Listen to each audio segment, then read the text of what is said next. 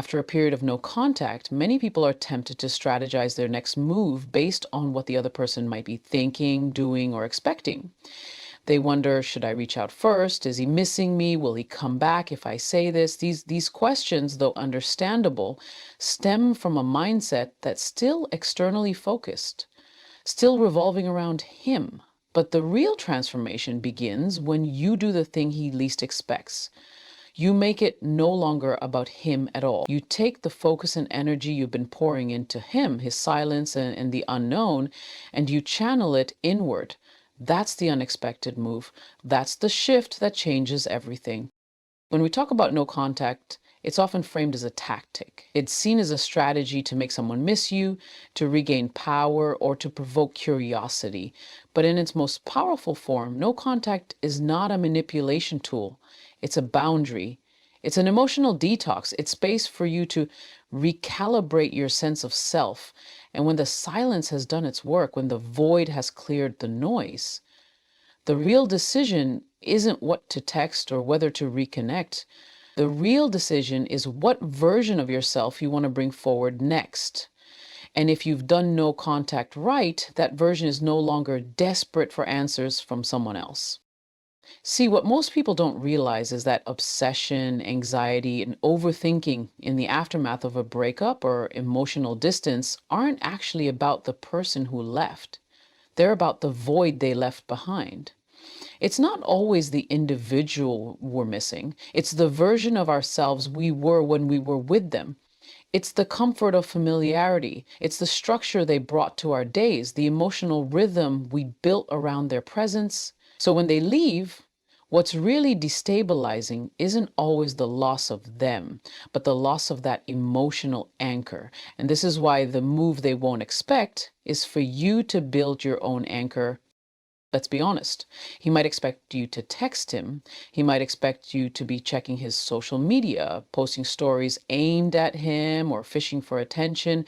If he knows your patterns, he might be counting on your predictability.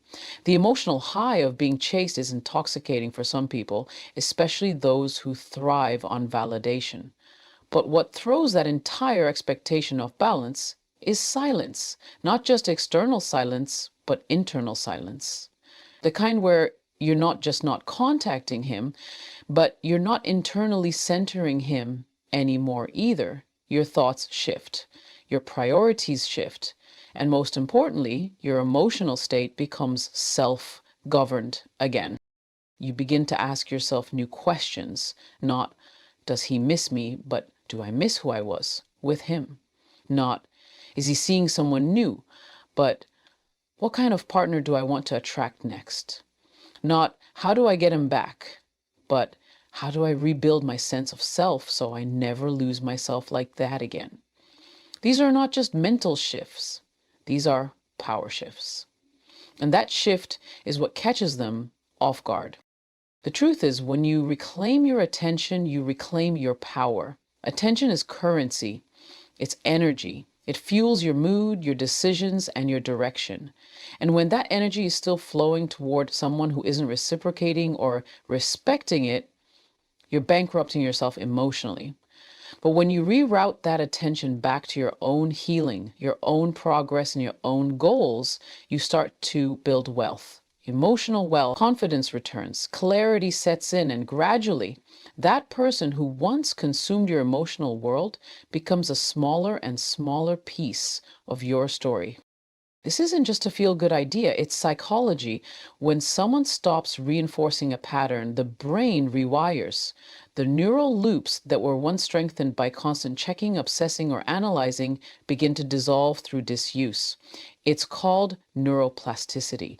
So every time you choose to focus on your work, your health, your friendships, or your passions, instead of spiraling into thoughts about him, you are literally reprogramming your brain to center your own life again. And when you do that, something interesting happens. People can feel it even without words.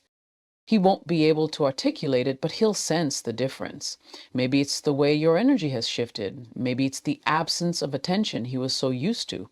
Maybe it's the fact that your online presence doesn't seem to be curated for his eyes anymore. Whatever it is, it creates a gap, a disconnect from the version of you he once knew. And in that gap, he feels a loss. But you feel a return to yourself. And let's talk about that version of you, the one that begins to emerge post no contact. She's not defined by rejection anymore. She's not playing mental chess. She's not waiting for closure from someone else because she's learned how to give it to herself. She knows that the most unexpected move isn't a message or a grand gesture. It's an unapologetic commitment to her own well-being. You start doing things differently. You show up for your goals. You move your body because it makes you feel strong, not to be more appealing to him. You spend time with people who energize you, not just those who serve as distractions. You make plans for your future that don't include waiting around for someone else to validate them. And gradually, you create a life that feels full, even without them in it. That kind of energy is magnetic. Not because it's designed to lure someone back, but because it radiates authenticity. There's nothing more attractive than someone who is at peace with themselves, someone who isn't reaching, proving, or chasing, someone who has learned to sit with discomfort, to heal their wounds, and to grow through the silence. That is the energy of someone who is no longer in survival mode. And ironically, that is often what draws others back. Not need, but wholeness. But here's the plot twist. By the time they notice that shift, you might not even want them anymore. Or if you do, you want them from a place of clarity, not craving. You see their role in your life for what it was, not a fairy tale, not a failure, but a face, a teacher, a mirror. And now you get to choose what's next from a place of strength. And choosing yourself doesn't mean you hate him. It doesn't mean you're bitter or closed off. It means you've grown. You've evolved past the point of needing someone who couldn't meet you where you were. It means you've stopped making him the center of your healing journey. That's the move he didn't see coming. Not a text, not a confession, not a second chance, but your disinterest, your freedom, your peace. And let's be real, it takes work to get there. It takes tears, discomfort, self-reflection, and time. It's not glamorous, it's not instant, but it is worth it because once you've truly shifted the focus back to you, you can never unsee your own power.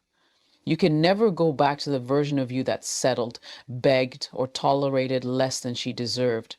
She served her purpose, but she's not your future.